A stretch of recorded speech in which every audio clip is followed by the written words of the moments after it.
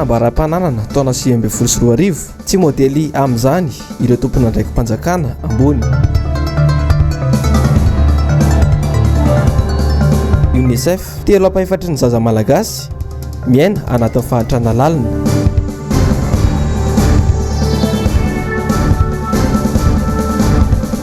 Fandikan-dalàna minimangina ireo mpanao lalàna.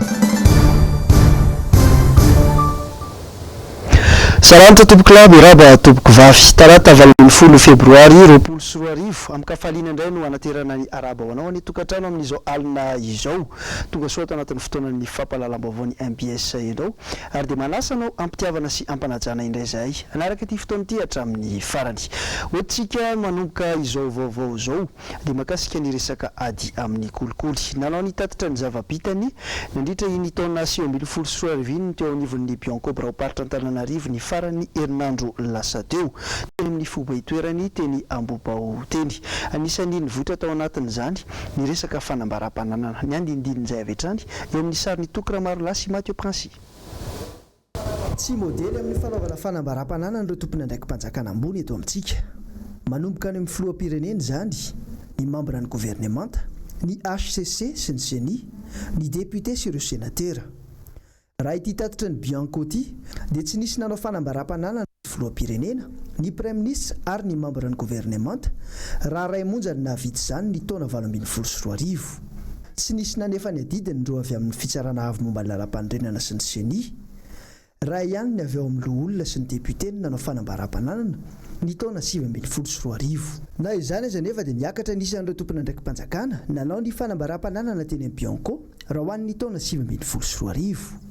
Raisy ron-jato sy 3 zany ny taona 2024 raha 3 kosa tamin'ny taona 2024. Saingy saika ireo tompona ndraikitra toy ny tale jeneraly ny sekretera jeneraly ny tale no tena nazoto nanao izany. Mendrika odiraina ny ezaka ataony ny avy eo amin'ireo mpitandro ny filaminana indrindra ireo mpanao fanadihadiana izay tonga nanefa ny adidiny.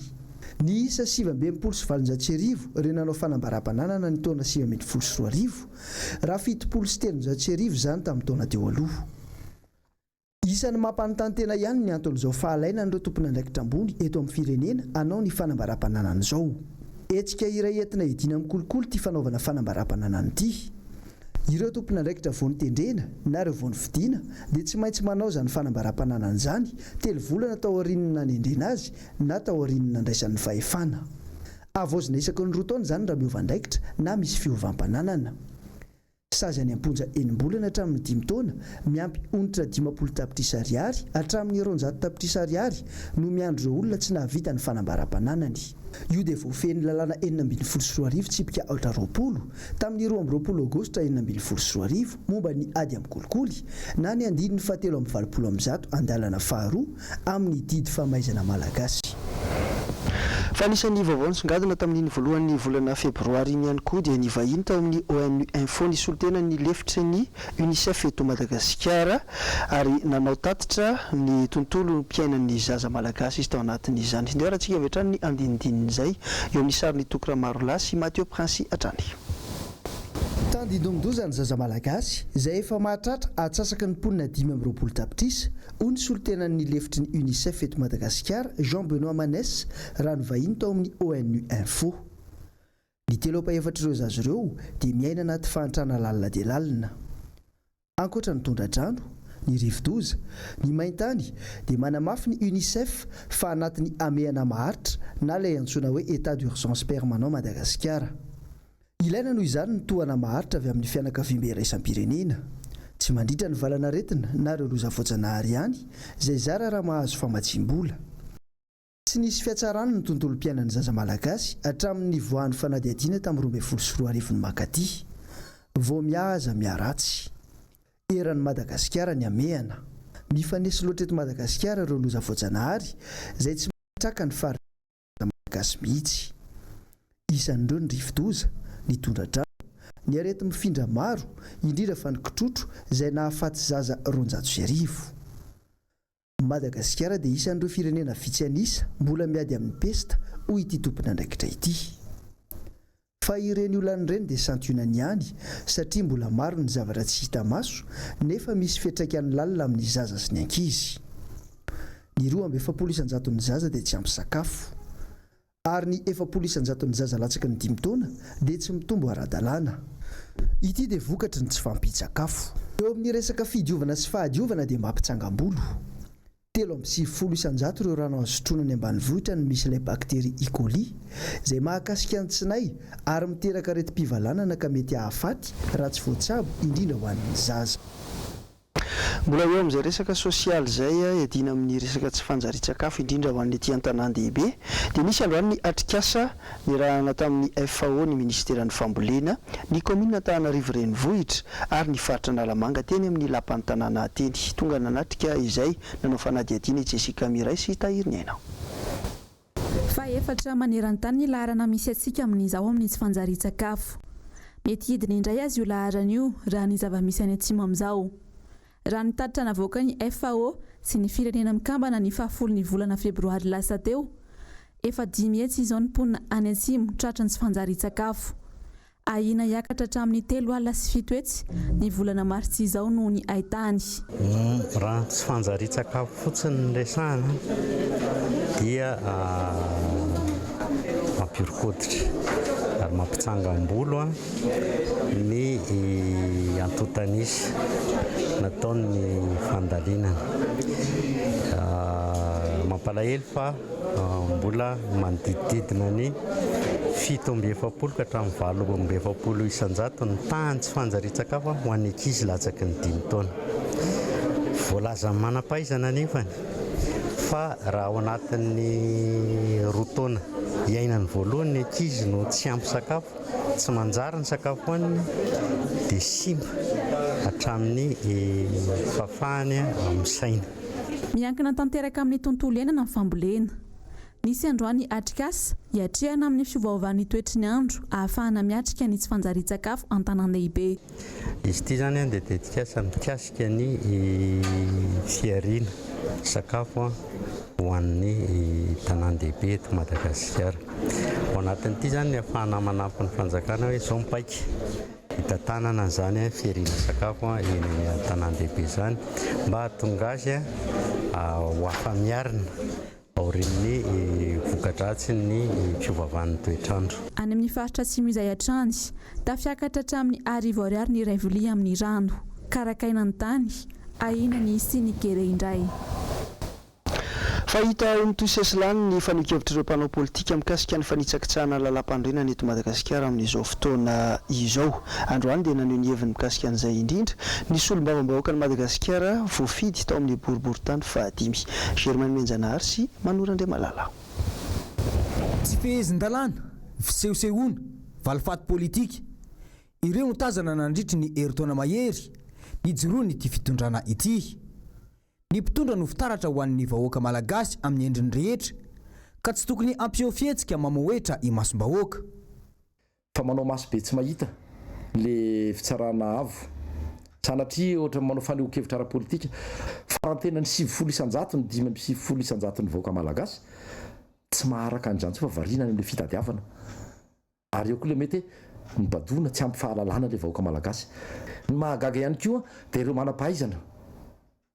Ireo tokony hiteny, ireo mpahay lalàna tsy misy samaneho hevitra satria miaro ny rambony, miaro ny sezany, miaro ny toerany. Tsy mahagaga raha izao ny toerana misy atsika ary tsy manozona fa tsy hiova mihitsy izao zavatra misy izao. Raha nanomboka tany amin'ny fandiniana lalàna le 2011-013 mahakasika ny satan'ny mpanohatra izay fampatsahivana hoe ireo mpitondra amin'izao fotoana izao fa mbola tamin'ny fotoana teteza mita no namolavola nisy nampandany an'iny. Tsy nampiarana ilay izy satria tsy nivoaka mihitsy ilay didy fampiarana dia niazahana novana. Dia nandeha indray ireo ilay hoe satria mbola tsy nisy ny antemeram-pirenena. Misy tokony nampandalovana teny amin'ny antemeram-pirenena sy ny antemeran-dolona mba ho valideny no ratifiena. Tsy mbola nisy zany. Mandeha indray ny resaka fanafoanana satria mihinam-bola fotsiny no ny Sénat. Ny antony voalohany indrindra aloha ny ekipa ny fitondrana teo aloha no maro anisy ao amin'io ka izay ny tsy levo mivavoniny reto mpitondra amin'izao fotoana izao ity irrévocable ny mandahan'ny sénateur. Ny raha ny sisorelo androany zao dia atao hoe ahemitra any amin'ny taona 2024 any amin'ny fiandohan'ny taona any ny fanatanterahana zany fifidianana ho sénateur zany. fa makasika ilay mpandraharaha filohan'ny fikambanana fanamaolona ny rado rafalimanana androany no niakatra fitsarana ity mpandraharaha ity teny Anosy. Nahazo namonjy ny fodiany ny tenany ary miandry ny fampetsoana manaraka indray vao miatrika ny fanadihadiana manaraka eo anivon'ny fitsarana eo Anosy araka ny vaovao nomeny ny mpisolo vava azy androany. Mbola warano eto ihany toy ny toedrara mikasika ny rado falimanana iny fa manoloana ny raharaha fanomezana ny tany ho an'ny vahiny ao Bamangoko kosa dia naneho ny heviny mikasika an'izay indrindra ihany androany ny solombavam-boaka ny Madagasikara voafidy tao amin'ny boriboritany fahadimy Germaine Menjanahary sy Manorandre Malalatra no mitondra ny angom-baovao. Bamangoky tsy tena molona mazava ny fifanarahana makasika ity raharaha ity. Ny any ampafantarana ny malagasy dia ny hoe omena ny vahiny mpampiasa vola ny tany ary amidy eto Madagasikara ny vokatra fa tsy ho avoaka any ivelany. Tsy vitsy ireo mpanao politika no milaza fa misy tsy mazava ny ao anatin'ity fifanakalozana ity. Fanontaniana hoe mahita vola anjifana an'izany ve ny malagasy ary olanitsika ve zany vokatra ny lazainareo hoe amanali ny taolina momba an'izao manetsy taony tsy fantatrtsony na ny varim-bazaha na ny katsaka ary ny tena mampime ao anatin'ilay izy dia izao adala zany ireo olona ireo raha ohatra izy nitondra vola avy any aminy any hoajanony eto sa ho ampodinany aminy ny volany sa ahoana tsy mazava le fanarahana faritra ohatran'iza marina ao Bamangoky eto katreto sa eto katreto dia inona ny tena hoe condition napetraka ry zareo fa ohatra ny mahakely finoana aloha raha ny hoe tsy ahondrana le izy dia adala zany izy hitahiry ny volana eto atoerana eto dia ny ihany fanahoalainao daholo zao cerveau rehetra eto zao le saina hoentina tsy amin'ny fomba dio manao zavatra fa manao zavatra taitaitra misy ohatran'ny fifanarahana ohatran'ny miafina atao ohatran'ny devant le fait accompli mandika lalàna le izy misy tokony andalo eny amin'ny antemiera raha ohatra misy tanympanjakana misy zavatra hoe fananam-panjakana fananam-pirenena ho atolotra ho trandrahana ho ampiasain'ny vahiny tena mampome dia nefa io no tatatatana eo atao fitaovana ara-politika io zavatra io. Fa efa miresaka an'izay cerveau zay ihany ny solombavam-bahoaka dia nampivarahontsana tato ato ny trangam-piarahamonina eto Madagasikara. Isan'izany dia ahitana von'olona feno abibina sy trangana famonoan-tena maro samihafa. Nanantona manam-pahaizana manokana momba ny atotoy indrindra ny mpanao gazety ny MPS nanadiady mikasika an'izay. Asin'Andre Malala sy Andry Rakotomalala. Nalefa avy hatrany eny amin'ny toby fanarenana zazamaditra Anjanamasina ireo ankizy tsy ampy taona misy safito voasambotry ny polisy ny zoma 14 febroary lasa teo. Noho ny raharaha alatra finday sy fanendana teny Analakely sy ny manodidina no antony. Ireo lehilahy lehibe telo voasambotra kosa ny doboka ponja eny Antanimora araka ny loharanom-baovao avy eo anivy ny commissariat de police Tsaralalàna androany. Telo ny tratra tamin'ny voalohany ny ankizy kely tatra teo ambodindro mihitsy teny baiko no elalatsina teny baiko hoe flagrant délit teo amin'ny kaiky ny esplanade Analakely ireo telo ireo amizay rehefa tratra dia nanambara ireo namany tany amin'ny Pochard ny Pochard koa nanambara ny namany koa tany amin'ny Nanoro ny namany koa tany amin'ny petite vitesse dia rehefa fotoana ty reo ankizy ireo natratrarina telefony tsy ampitaona dolo ireo folo araka amin'ny folo taona 12 taona rehefa tratra moa ry zareo nanoro nitoerana ivarotan'ireo io telefony tanandravoangy. Ny fahasairana andray aman-dreny ny tsy fidirany ankabeazan'ireo zaza tsy ampy taona an-tsekoly no anisan'ny antony goavana nampirongatra ny asa fanendahana ataondreo ankizy. Tsy mena tsy ny mafy ny fiainana efa tsy araka ny ray aman-dreny intsony zany ny mananatra zanatra miteniny zaza mbola misy mpianatra ny ireo efa manao asa ratsy an'ireo tamin'ny fotoana nasavaina zareo tena natratrarina telefony sy manana pisa atakarina vola ray hetsy roa hetsy valo alina tany amin'izao zazakely ireo efa nantonina ray aman-dreny ireo tsy fantanay fantanay ny aiko kosa aloha ray aman-dreny fa maditra ny zanakay. Ny sabotsy 15 febroary teo no nahiditra eny amin'ny fonjana Antanimora ireo lehilahy telo raha toka ny alahady 19 febroary ireo ankizy tsy ampy taona. araka iny rahantsika tao anatiny ny fanadiadiana iny dia nitoboka aponja avokoa ireo folo mirahalahy nahitana zaza tsy ampitoana nanao fanendahana teny amposhara sy teny analakely ny farany herinandro teo dia rehefa avy eo entina aminao ihany koa ny andindiny mikasika ilay fanadiadiana mikasika ny famonoan'olona sy ny famonoan-tena eto Madagasikara fa makasika ny resaka fitrandrahana kosa indray dia hita taratra fa ny fitrandrahana rehetra misy eto Madagasikara dia ilana fahazahon-dalana ny zava-misy anefa amin'ny ankapobeny dia tsy voafeno mikasika an'izay fa hita ho fitrandrahana tsy ara-dalàna no tena misy eto amintsika nanatanteraka fankakevitra indrindra teny amin'ny fobe toerana teny Antaninarenina androany teo anivon'ny ONE nanao fanadiadiana teny an-toerana Jessica Miray sy Tahiriny Aina. 5 polisy anjato ny fangatahana fahazon-dalana ara-tontolo iainana voaray dia nisehatra ny fitrandrahana reny an-kibon-tany avokoa na minina. Zato isan-taona eo ny fangatahana fahazon-dalana ara-tontolo iainana voaray ka ny 50 amin'ireo ihany no mahazo alalana. Tsy mahasahana ny faritra rehetra eto Madagasikara nefa ny fibe-pirenena momba ny tontolo iainana ka maro amin'ny fitrandrahana ny tsy ara-dalàna. Izany hoe raha tsy misy zany fitarainana tsy ho fantatray mihitsy hoe inona ny zavatra mitranga dia amporisihana zany ny olona mba haneo ny fitarainana na amin'ny alalan'ny ainao manjery na fitarainana antsoratra ho tonga aty aminay dia rehefa tonga zay dia zay zany zahay vao afaka tsy hoe mieritreritra akory dia manao ny fanaraha-maso ny zavatra mitranga. Ny zavatra misy zany dia zao ireny tetikasa reny izay efa navita izay efa nahazo fahazahon-dalana ara-tontolo iainana dia manana atao boky nandraikitra. Fanaraha-maso ny boky nandraikitra zany dia tokony ataonay foana izy io. Fa matetika misy rehefa vita ny fanaraha-maso dia lasa ianao dia iny ilay tetikasa fa manao ny ataony indray. Fantaro ihany koa fa ny tetikasa rehetra na miankina na tsy miankina amin'ny fanjakana dia mila mandalo fanadiadiana ara-tontolo iainana. Ity fanadiadiana ity no hijerena raha misy fanotoenana ara-tontolo iainana sy ara-tsosialy ilay tetikasa.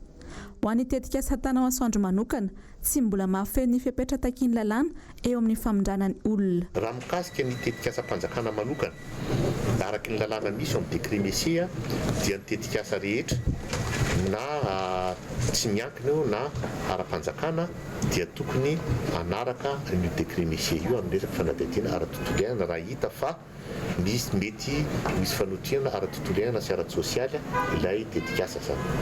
Misy le atao hoe PAR na ny plan d'action de réinstallation zany hoe drafitra panataterahana ny famindrana ny olona voakasika. Izy io zany saropady be. Fa indro entina aminao anatin'ity fanadiadiana manaraka ity kosa indray ny tatitra ho an'ny akolo fandalovan'ilay Andro Ratsy Francisco teto Madagasikara izay niditra tao Manoro nitondra tatitra vonjemaika mikasika an'izay indrindra ny mpanao gazety Androany izay tonga teny amin'ny BNGRC ny andindiny izay oetiny Asina Andriamalala sy Andry Rakotomalala Atrany. Ny 12 febroary lasa teo no nandalo tao Manoro ilay Andro Ratsy Francisco izay nitondra orany kija tany atoerana sy ireo faritra maro manodidina azy. Faritra tena nitondra faisana tamin'ny fandalovany ny tao Manoro. Raha ny Manoro zany ny tatitra tonga eto amin'ny BNGRC dia tondradrano tondraka tanteraka ny commune urbaine Manoro sy ireo fokontany manodidina azy ary amin'izao fotoan'izao fa manomboka midina ny rano raha ny trabona any Manoro azo amin'ny tatitra tonga atao amin'ny BNGRC dia misy eo amin'ny 270 zany hoe eo amin'ny 500 ankonana eo zany no tatitra tonga aty amin'ny BNGRC ny zara tamin'ny site d'hébergement 220 izy ireo atao Manoro. Raha mikasika ny Manoro manokana dia efa tonga ny toerana rehefa voazara izany fanampiana izany efa niainga tamin'ny Alahady teto Antananarivo. Androany dia mbola maro ny fikambanana sy rafitra eto amin'ny firenena nitondra fanampiana ho an'ireo traboina toy ny ofisy malagasy de tabac na ny Ofmata. Faraka ny fanambaran-tery aloha dia anisan'ny tranga mampivarahontsana fa saika isan'andro no ahitana trangana von'olona feno abibina na trangana famonoan-tena eto Madagasikara. Nanao fanadiadiana indrindra tamina manam-pahaizana manokana momba ny atido ny mpanao gazetinay Asina Andriamalala sy Andro Rakotomalala Androany. Isan'andro nahitana tranga fahafatesan'olona mampivarahontsana hatrany eto Madagasikara azo sokajiana ao anatin'ny herisetra avokoa ireny tranga rehetra hita ireny satria misy karazany maro ny atao hoe herisetra toy ny herisetra ara-batana, ny herisetra ara-nofo, ny herisetra ara-moraly sy ny maro hafa. Mateti-pitranga tatoato ny herisetra ara-nofo sy ny ara-moraly ary indrindra ny herisetra ara-bola ka miteraka ireny famonoana olona fiaino abibiana ireny izay lolompo sy fahatezerana efa niotrika hatry ny ela. Manina zany no tavela amin'ny ao anatin'le herisetra ny olona fa manina zany lasa lavitra be hatrany amin'le hoe fifamonoana mihitsy na famonoan-tena dia satria io herisetra io koa misy fitsingerenany, misy ambaratonga zany cycle zany, cycle de la violence conjugale, zany hoe manomboka amin'ilay atao hoe fiakarana zany le izy na hoe escalade. Misy fotoana voalohany misy lonilony misy mifampidongy mifampilongilongy dia misy ohatran'ny mangatsitsika zany ao amin'ilay tokantrano dia avy eo miakatra iny zany hoe misy zavatra tsironjivetana zany dia mety hoe mahakizitina, mahatezitra, mampiakatra ohatrohatran'izay dia avy eo tonga amin'ilay antsoina hoe fipoahana na explosion, tonga amin'izay zany le ady be hoe mamaky vilia, mamaky molotra, mamono sy ny sisa na hoe fanizakitsahana ao tokantrano mihitsy ny ohatra. Dia ao aorianan'izay misy an'ilay hoe fandavana na le hoe fiheveran-tena ho diso ho an'le iaran'le herisetra zany dia lasa misy ohatrany hoe culpabilité indray, izy indray ny ohatrany andeha hifona hoe tsy mety ny ataoko dia le anankiray indray no vao maika hoe noho ianao no nahatonga an'izao rehetrarehetra izao dia eo anatrehan'iny zavatra anankiray iny zany dia mifona ny anankiray dia rehefa mifona izy dia le mpampiatra an'le herisetra amin'izay avy eo no manambitamby. Izay zany le atao hoe vola tantely na hoe lune de miel. Eo zany iny no manome fanomezana sarobidy sy ny sisa ao aorian'le ady be dia iny zany no mahatonga an'le iaran'ny herisetra na le victime tavela ao anatin'le fitsingerenana na le cycle satria everiny fa iny lune de miel iny zany no tena fiainam-panambadiana fa adininy hoe hiverimberiny eo foana ange io fitsingerenana io. Inona ary ny anjara andraikitry ny fiarahamonina hisorohana izany rehetra izany? Dia izao ataonareo izao zany fampahalalana na sensibilisation aloha voalohany indrindra tokony hoe hamparitaka faran'izay betsaka indrindra izao zavatra izao ary fampianarana ary indray aman-dreny koa tokony miova manao modely hoe ohatran'izao fifampitondrana ao tokantrano fa tsy dia voatery hoe mifamonomono sy ny sisa zany mba mifanaja tsotsotra eny fa indrindra ny fiarahamonina mihitsy ny toe-tsaina no mila hovaina ny toe-tsain'ny malagasy. Tokony tsy tia fosafosa tsony zany malagasy, tokony tsy mora mitsara olona ary mihay amin'ny hafa mpanajana sy ampitiavana fa rehefa ohatra zany ny olona ka hiarana zavatra manjary tsy satsony izy tantara an'izay zavatra manjoana azy fa betsaka loatra le mitsara vetrany tokantrano fiafiana dika izay zany hoe ianao tsy mahay miaina fa tokantrano fiafiana dia iveony ianao ohatrany hoe mitsara ihany zany zavatra any na hoe ny lehilahy na ny vehivavy dia tsy maintsy manao zao fa ekena fa vehivavy ny tsy mahazo manao zao fa ny lehilahy mahazo manao zao sy ny etsetretsetra le fitsarana sy le fosafosa zany sy le koa mety hoe finoana mety efa mila avozina zany amin'izao. Fa ho eny amin'ny commune Talata Mateny kosa isika ao anatin'ity vaovao manaraka ity notontsaina ny maraina teo ny fifanaovan-tsony amin'ny fanavaozana ny EPP ao amin'ity commune ity. Fiaraha-miasan'ny commune moa sy ny mpiara-miombonantoka no nahatontosana izany. Hery manomenjanahary sy manoran'ilay malala ny tonga tena toerana trandraka ny vaovao. Tsy fahasalamana miteraka fitsoahana andarana an-tsekoly. Io no isan'ny fiatraikany ateraky ny faharatsiany ity fotodrafitrasan'ny sekoly EPP ao amin'ny commune Talatamaty ity. Ankoatr'izay ny tsy maintsy amerana ny isan'ny mpianatra ho raisina isaky ny taom-pianarana. Natao trampokon'olo izy io ivoriana sy anaovana fety tamin'izany kanefa tato aoriana heritaona roa taona latsa teo io navadika eo sekoly izy satria betsaka ny mpianatra ny mandeha teto manezika any Ambohidratrimo mianatra any Maibahoaka tamin'izany dia teto ihany mbola nisy zany talohan'ireo Maibahoaka sy Ambohidratrimo ireo dia natsangana 220 zao nisy mpianatra izao dia teritery le izy dia misy ihany mialan-daharana satria misy ny sasany marary araka le tsy ampy le rivotra sy le iainana zany ohatra ny tsy ampy dia izay kanefa ny raha jerevana ny raha eto amin'ny commune Talatamaty zany misy EPP anankifolo izay eto dia raha jerevana dia tanjondava ty sekoly ty no mamokatra indrindra amin'ny sekoly eto satria raha tsy mahazo ny voalohany izy a dia faharoa isa-taona amin'ny résultat scolaire zany amin'ny CEP 6e. Andraikitra noraisiny be ny tanàna ny famahana ny olana ity sekoly ity anomboka tsy ho ela ny asa fanamboarana sy ny fanavoazana ny fotodrafitrasa. Zany hoe efa ela moa zany ty projet fanamboarana PPT no efa nangatahany teto anivon'ny Fokotany. Zany hoe efa nisy teo amin'ny 2 taona teo. Ka niezaka moa ny tenako na hoe vaovao ara satria ny mpianatra ato iarahantsika nahita teo fa somary sahirana amin'le salle de classe fa sady tsisy fahazavana ny ao anatin'le izy tsisy rivotra mifamezivezy dia tena sahirana le ankizy amin'le fianarany. Araka ny fifanarahana izay natao dia efa bolana eo ny faharetan'ny asa fandravana moa zany hatramin'ny sy mifananganana.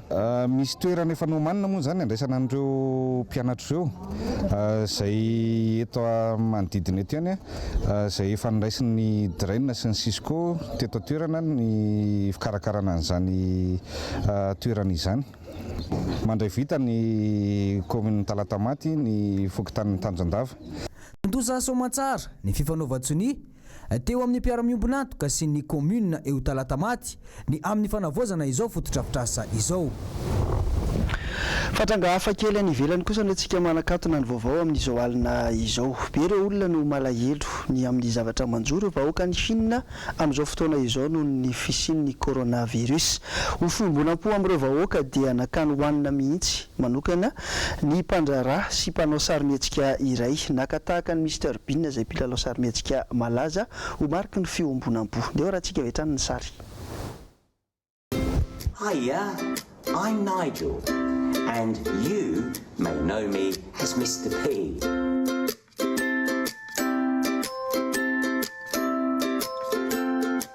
I'm here in Wuhan right now.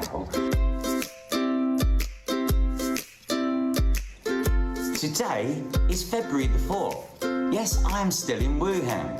Wuhan is a beautiful city. In the beginning, my friends took me to many beautiful places.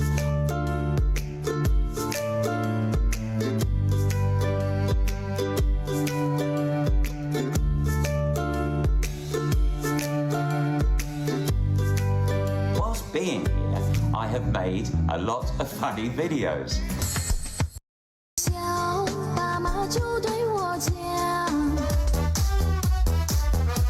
For me, as an actor, of course, I would like to further my career here in China, within TV, within film.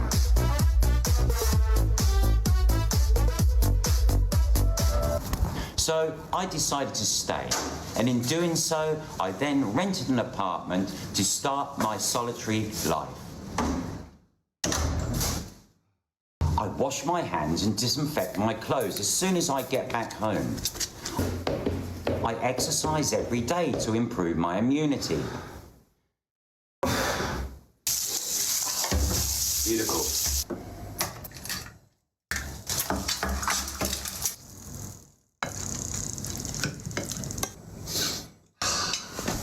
Yum, yum.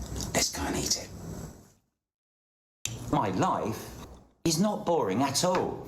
I have many things to do, such as reading, skipping, drawing. My favourite thing is to make short videos to encourage the people of Wuhan to go through this tough time. Tsy Mr Bean akory iny fa Mr P zany hoe nandrika taminy sy ny fomba fihetsiky Mr Bean ao anatin'ny fampimehezana.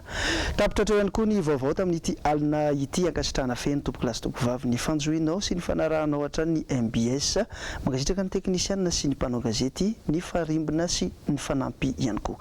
Ny tenako manome fotoana ho amin'ny manaraka indray. Samy ho ten'Andriamanitra.